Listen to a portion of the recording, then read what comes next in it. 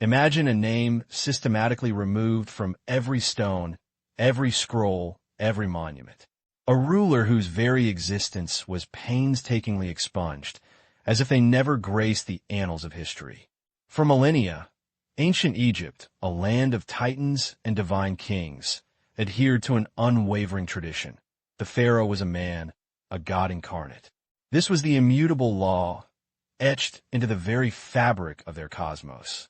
But then, an anomaly arose, a woman, not merely content with power behind the scenes, but one who dared to seize the sacred double crown, to don the regalia, and to reign not as queen, but as king. Her name was Hatshepsut. In an act of unparalleled ambition and political genius, she shattered the patriarchal norms of the 18th dynasty, rising from regent to the most powerful ruler of the known world. She presented herself as a male pharaoh, fostering an era of unprecedented prosperity, architectural marvels, and expansive trade. Yet, after 2 decades of glorious rule, her name vanished. Her towering obelisks were walled over, her statues toppled and defaced, her cartouches scraped clean from temple walls. It was a calculated, brutal attempt to erase her from human memory. Why? Why was this formidable pharaoh, a builder, a visionary, subjected to such posthumous vengeance? Join us as we journey into the heart of ancient Egypt to uncover the vanished legacy of Hatshepsut, Egypt's erased queen who reigned as king. We will piece together the fragments of her extraordinary life, explore the wonders of her reign, and confront the mystery of why one of history's most powerful women was almost utterly forgotten. For millennia, the pharaoh was more than a mere ruler. He was a living god, the terrestrial embodiment of Horus, chosen by the mighty sun god Ra. From the gold-rich sands of the south to the verdant delta of the north, these divine kings commanded absolute devotion. Their word was law, their presence sacred, a vital link between the chaotic mortal realm and the orderly cosmos. The very stability of Egypt, the success of its harvests, the flow of the Nile, all depended upon the pharaoh's divine favor.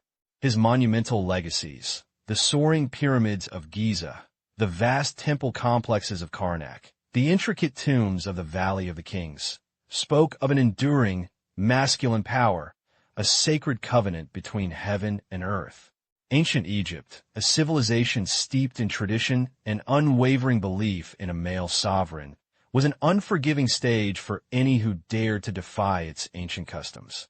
It was into this world of unparalleled patriarchal authority, around 1500 BCE, that our story begins, a story of a woman whose ambition would shatter the very foundations of divine kingship, a woman named Hatshepsut. But this legacy, seemingly reserved for men, was not entirely beyond the grasp of a woman born into its very heart. Hatshepsut was not an outsider. She was born of the purest royal blood, circa 1507 BCE, the daughter of Pharaoh Thutmose I and his great royal wife, Ahmose. Her father, a formidable warrior king, had extended Egypt's borders further than ever before, his power undisputed. Her grandmother, Ahmose Nefertari, was revered as a goddess. From a moment of her birth within the opulent walls of the royal palace in Thebes, Hatshepsut was destined for prominence, if not direct rule. She was a true king's daughter, her lineage connecting her directly to generations of powerful pharaohs, granting her an undeniable legitimacy. This was not a commoner's audacious gamble, but a princess's rightful claim, forged in the crucible of Egypt's most elite dynasty. To further solidify her position and maintain the sacred royal bloodline, Hatshepsut, as was custom, married her half-brother, Thutmose II, a conventional union intended to produce heirs and ensure a seamless succession. It seemed to promise stability. However, fate had other plans. Thutmose II was not a long-reigning pharaoh. His rule was brief, perhaps marred by ill health. When he died prematurely, after only a few years on the throne, the dynasty was plunged into crisis. The royal couple had produced a daughter, Neferur, but no male heir. Instead, Thutmose II had fathered a young son, Thutmose III with a lesser wife. Suddenly, the powerful Thutmose lineage faced a precarious future. An infant on the throne, with an experienced, ambitious queen now standing at the very precipice of power. The stage was set for an unprecedented turn of events, a vacuum that Hatshepsut was uniquely positioned to fill.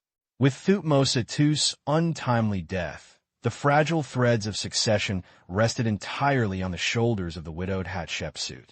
As the biological mother of the primary heir was a concubine, Hatshepsut, as the great royal wife of the deceased king, naturally assumed the critical role of regent for the infant Thutmose III. This period, though intended as a temporary guardianship, proved to be Hatshepsut's crucible. For 7 crucial years, from approximately 1479 to 1472 BCE, she governed Egypt in all but name. She learned the intricacies of administration, commanded the military, managed the vast royal estates, and engaged in diplomacy. She consolidated power with meticulous skill, slowly but surely shifting her identity from grieving queen to the undeniable, authoritative ruler of the two lands. The boy king was merely a figurehead, while his aunt and stepmother became the true power behind the gilded throne, laying the groundwork for a revolution. Then came the audacious, unprecedented leap. After years of successful regency, Hatshepsut did the unthinkable. She declared herself pharaoh. This wasn't merely stepping into a vacant role. It was a revolutionary act, shattering millennia of tradition that decreed the pharaoh must be male.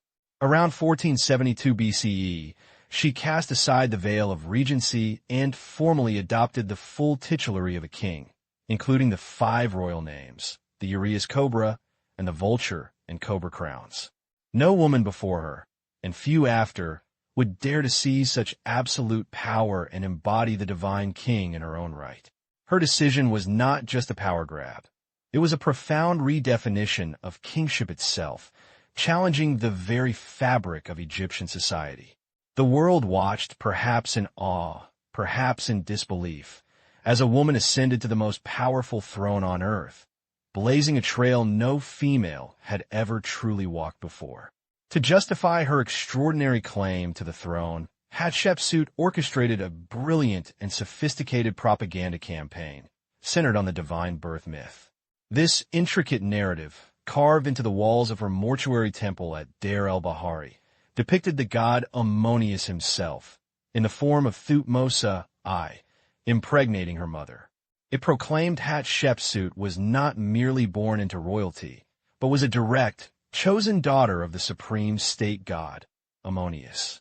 She was in essence divinely appointed to rule, her destiny foretold by the gods themselves.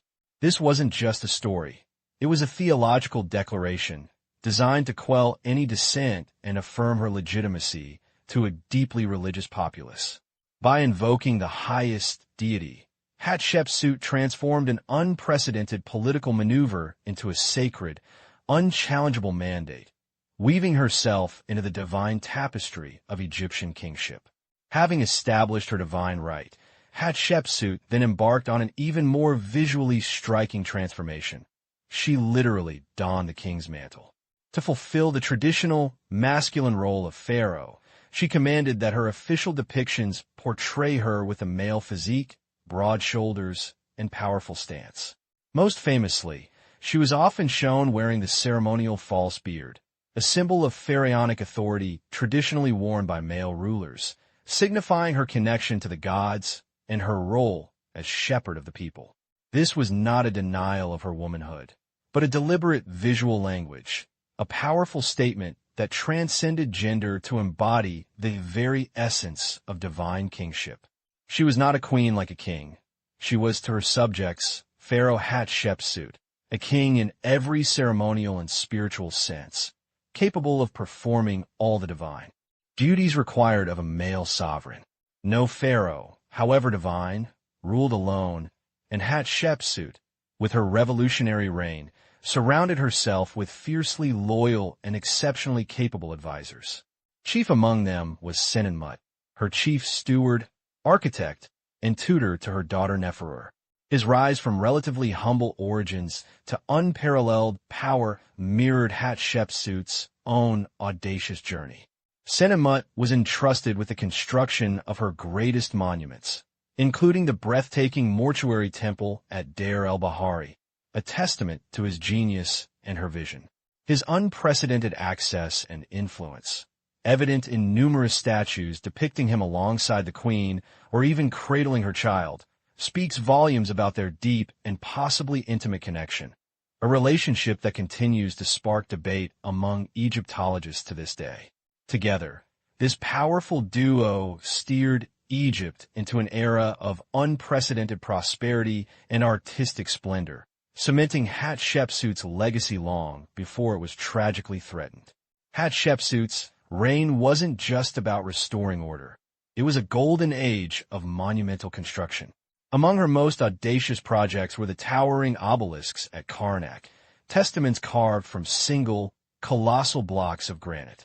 Imagine the sheer administrative prowess and engineering genius required to quarry, transport hundreds of miles, and then erect these behemoths, some reaching nearly 100 feet into the desert sky. They were not merely impressive structures. They were prayers in stone, dedicated to her divine father, Ammonius Re, their tips capped in shining electrum to catch the first rays of the sun. These obelisks, piercing the heavens, declared her piety, her immense wealth, and her unshakable authority as a true pharaoh, cementing her legitimacy in an unprecedented visual spectacle. Yet, Hatshepsut's architectural vision reached its zenith in the stunning Djeser, the Holy of Holies, her mortuary temple at Deir el-Bahari. Unlike the traditional enclosed temples, Hatshepsut commissioned a masterpiece carved directly into the Theban cliffs, a symphony of white limestone and terrace gardens rising in majestic harmony with the natural landscape. Its unique design, with 3 grand levels connected by ramps, was a revolutionary departure, perhaps inspired by the neighboring temple of Mentuhotep II. Every wall, every column, every relief within this sacred precinct told a story: her divine birth, her coronation, and the glorious achievements of her reign. It was more than a tomb. It was a defiant, enduring statement of her kingly power and an architectural jewel designed for eternity. Beyond monumental construction, Hatshepsut's reign saw a flourishing of trade, epitomized by her audacious expedition to the mythical land of Punt around 1477 BC. For centuries, Punt had been a distant, fabled source of exotic goods, a journey fraught with peril. Hatshepsut dispatched a grand fleet, meticulously documented in the reliefs of Deir el-Bahari, which returned laden with unimaginable treasures: frankincense trees, myrrh, gold, ebony, leopard skins, and even live baboons and giraffes. This wasn't merely a commercial venture. It was a powerful projection of Egyptian influence, demonstrating her capacity to command resources, expand wealth, and bring the wonders of the known world to the Nile. The riches from Punt enriched Egypt, solidifying her image as a prosperous and powerful ruler, a pharaoh who brought abundance rather than just conquest. Hatshepsut's focus on grand building projects and ambitious trade ventures underpinned a period of unprecedented economic prosperity and internal stability. Unlike many pharaohs who glorified military conquest, Hatshepsut cultivated a reign characterized by peace, allowing resources to be channeled into infrastructure, public works, and the enrichment of the temples. Her administrative acumen ensured efficient governance, safeguarding trade routes, maintaining law and order, and fostering agricultural output. Granaries overflowed, workshops hummed with activity, and the populace benefited from a steady, abundant supply of goods. This era, free from large-scale foreign wars, allowed Egypt to flourish, creating a powerful legacy of a pharaoh who prioritized the well-being and material comfort of her people, ushering in a veritable golden age of Egyptian civilization. For the majority of her extraordinary reign, Hatshepsut ruled not alone, but in a delicate co-regency with her young stepson and nephew, Thutmose III. Initially, she served as his regent, governing on behalf of the child king.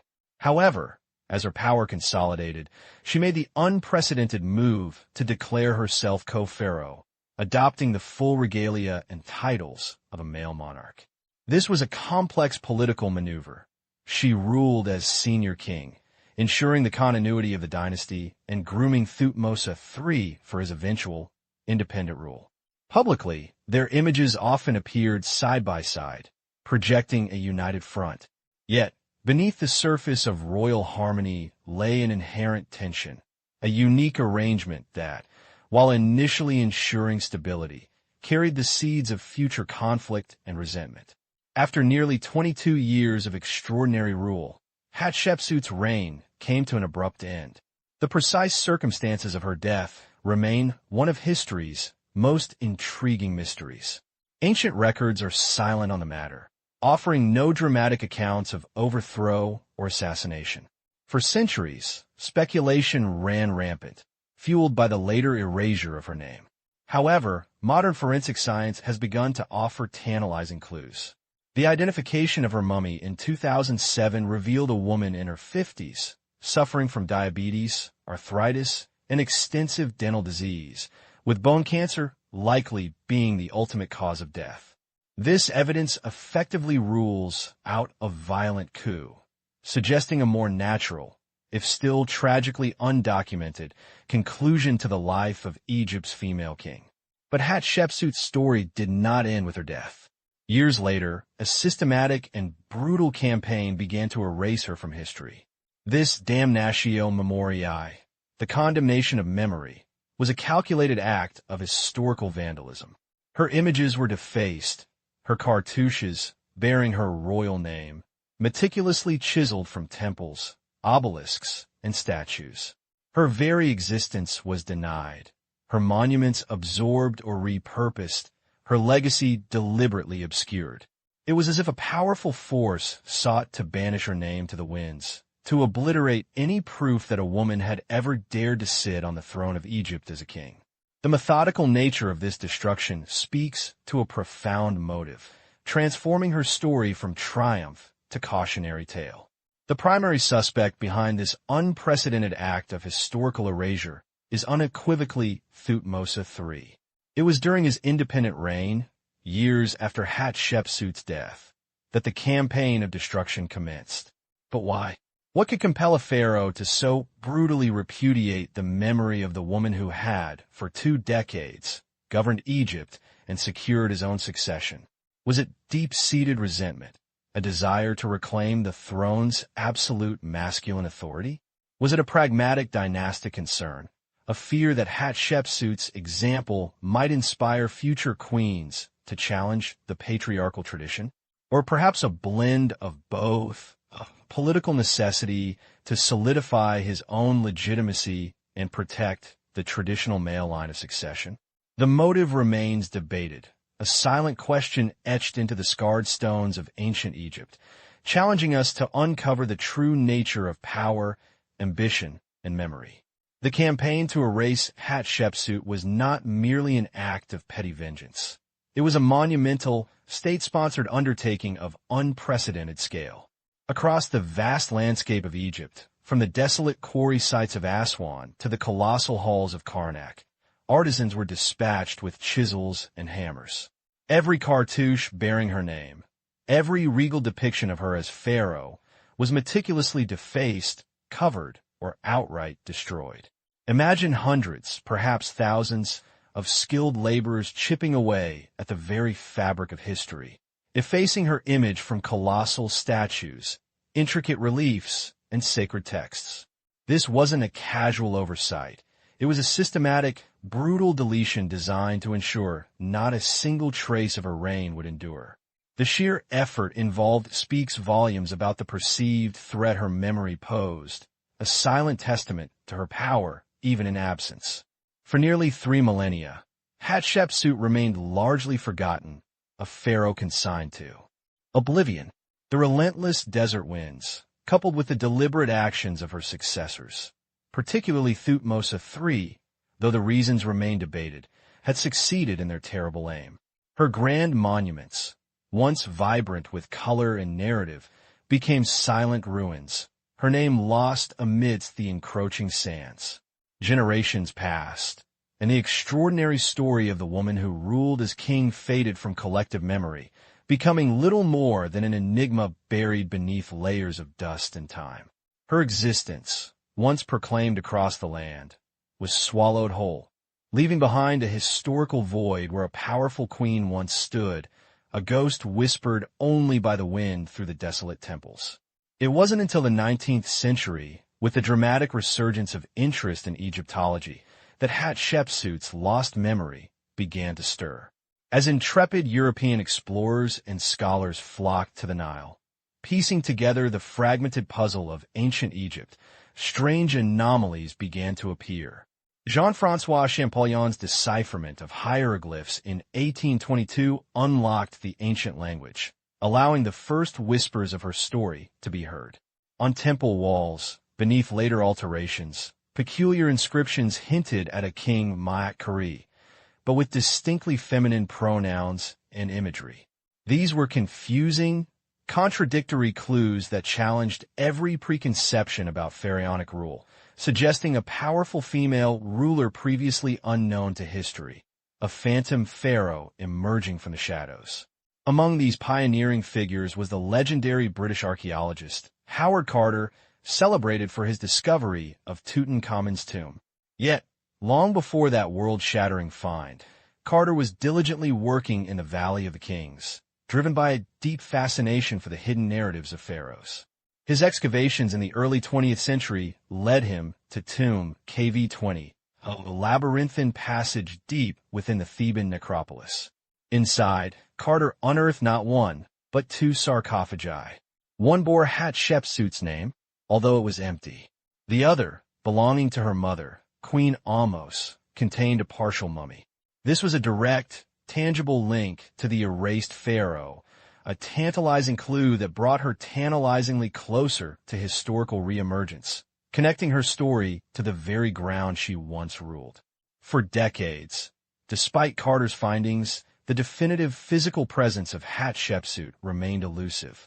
But the early 21st century brought a breathtaking breakthrough. In 2007, a team led by Egyptologist Dr. Zahi Hawass embarked on meticulous re-examination of unidentified mummies from the royal caches. Their attention turned to KV-60, a humble, almost forgotten tomb Carter himself had discovered, containing two female mummies. Through advanced DNA analysis and, critically, by matching a single broken tooth found in a canopic box bearing Hatshepsut's name to a specific jaw within one of the mummies, the impossible happened. Hatshepsut, the erased queen, was definitively identified. Her physical form, after millennia, had finally returned to the annals of history, a silent witness to her own dramatic tale. With the definitive identification of Hatshepsut's mummy, the monumental task of reconstructing her life and reign gained unprecedented momentum. Archaeologists, historians, and Egyptologists are now able to piece together fragments of evidence with new certainty, creating a more complete and nuanced narrative. Every newly uncovered inscription, every re-examined artifact, every digital reconstruction of her monuments contributes to this grand tapestry. From her royal lineage and early life to her political maneuvering and unprecedented reign as pharaoh, the story unfolds with greater clarity. It's an ongoing, meticulous process, akin to assembling a vast jigsaw puzzle where many pieces were deliberately hidden. But each new discovery brings us closer to understanding the true scope of her extraordinary existence. Despite the brutal efforts to erase her, Hatshepsut's achievements as pharaoh were profound and her legacy enduring. She was a prolific builder, commissioning countless monuments, none more magnificent than her mortuary temple at Deir el-Bahari, a testament to her architectural vision and power. Her reign ushered in an era of economic prosperity, exemplified by her legendary trading expedition to the land of Punt, bringing back exotic riches. More than stones and gold, Hatshepsut carved out a powerful, unprecedented example of female leadership in a world utterly dominated by men. She ruled not merely as a regent, but as a fully vested king, paving the way for future generations to reconsider the very nature of power and gender. Her actions resonated through time, a pioneer whose impact could not truly be silenced. Hatshepsut's extraordinary saga serves as a profound reminder of history's inherent fragility and its susceptibility to manipulation. Her attempted erasure underscores the critical importance of preserving narratives, questioning official histories, and constantly seeking the truth behind the powerful. For millennia, her story was buried. Yet through persistent scholarship and modern technology, she has re-emerged, a phoenix rising from the ashes of forgotten time. Hatshepsut's rediscovery is a testament not only to her own indomitable spirit, but to the enduring power of truth. It compels us to reflect on whose stories are told, whose are suppressed, and the vital role we play in ensuring that no voice, no legacy is ever truly vanished, but instead honored and remembered. Hatshepsut's journey, from royal princess to powerful pharaoh, and her subsequent erasure and triumphant rediscovery, is undeniably one of history's most compelling narratives. We've journeyed through her audacious rise to power, witnessed the splendor of her reign as a male king, and grappled with the profound mystery of her systematic disappearance from the historical record. She defied the most fundamental expectations of her era, not only ruling an empire, but shaping it with her vision for prosperity, trade, and monumental architecture. Despite the concerted efforts to silence her, to render her a non-person, Hatshepsut's voice eventually broke through the sands of time. Her monuments, once hidden or destroyed, now speak volumes. Her story reminds us of the extraordinary human capacity for ambition, the complex interplay of power and gender across millennia, and the enduring quest to unearth the full, unbiased truth of our past. She was a pharaoh, a king, and a woman who refused to be forgotten, almost. May her rediscovered legacy inspire us to always question what had been erased and to seek out the powerful stories that still lie beneath the surface. We encourage you to explore further the incredible life of this trailblazing ruler and the endlessly fascinating world of ancient Egypt.